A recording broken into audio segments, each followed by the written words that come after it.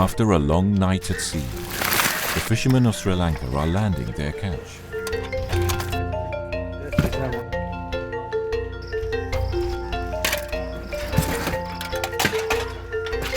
Fishermen like them are the only ones who still encounter, from time to time, an extremely rare and mysterious animal, the dugong.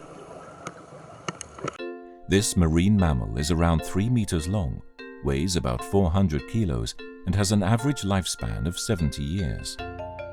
Dugongs only eat seagrass, so people call them sea cows. They used to thrive in the shallow waters with abundant seagrass of northern Sri Lanka. But now they have all but disappeared due to destructive fishing practices like the use of explosives or harmful types of nets.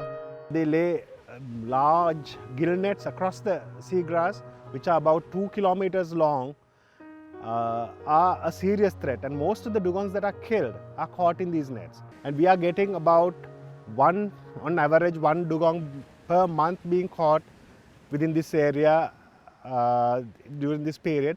And for the last year, we have 3 records of mothers and calves being caught. So that means the population is breeding. Still, it's viable, it's breeding, but we don't know the exact numbers that is involved and where they are.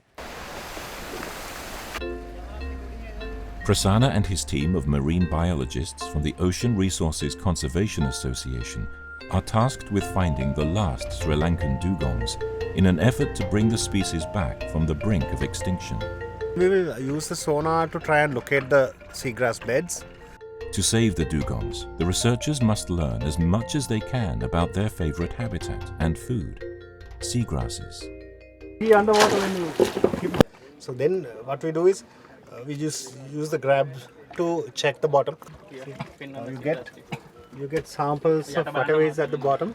Now we know that there is a growth in the bottom, so we can go in and check it. The team will get into the water with scuba and deploy a survey, including quadrant sampling for the substrates and general biodiversity, record all the biodiversity and other data on the seagrass. Seagrasses are not seaweeds. They are flowering plants adapted to live in shallow seas.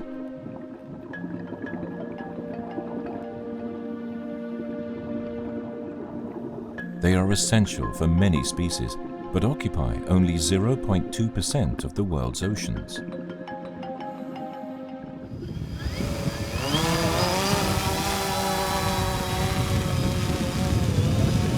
The team also deploys a drone, hoping to spot dugongs, like they have done in other countries where these images were recorded.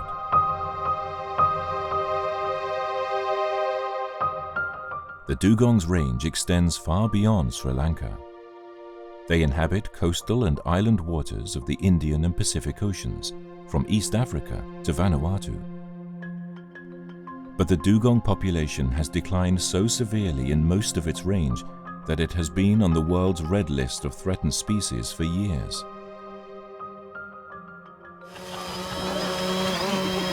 And in Sri Lanka, researchers haven't encountered a single living dugong in decades. Prasanna and his team's research is part of a large global effort to save the dugongs. UN Environment is collaborating with the Sri Lankan government and other local and international partners to protect the dugong and its habitat. The Dugong and Seagrass Conservation Project basically has the objective to increase the knowledge in the 8 targeted countries with regards to the dugong threats, the opportunities to do something about it towards better conservation. The project is the first coordinated global effort to conserve dugongs and their seagrass habitats. Many fishermen depend on the fishery, nursery and production functions of the seagrass beds, while the dugong is also depending on it. So it's a win-win situation if we can conserve the seagrass beds. Our vision is to conserve those special or important protected the species and the ecosystem through community involvement with the conservation, and also in the meantime they get benefited.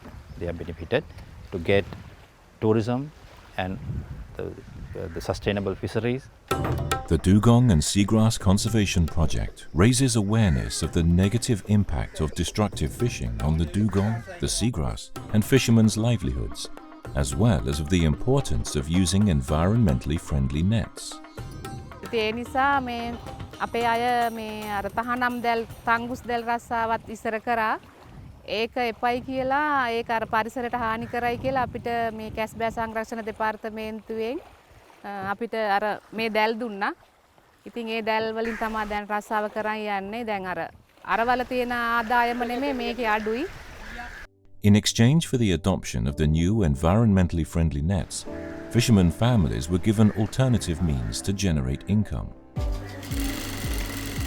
ඒ නිසා ඒ ආදායමට හරියන්න අපිට ආයේ machine දුන්නා ඒගොල්ලන්.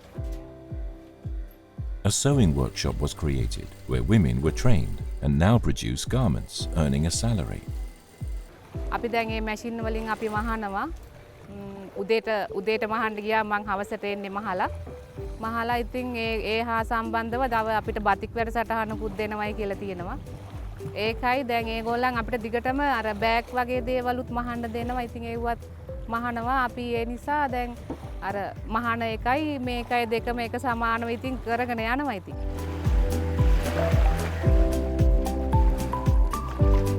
Fishermen families were also provided with finance to install fish pens. By diversifying their income sources, fishermen families don't need to rely on the overexploitation of their fisheries and can help protect the seagrasses so the dugong can return to Sri Lanka's waters.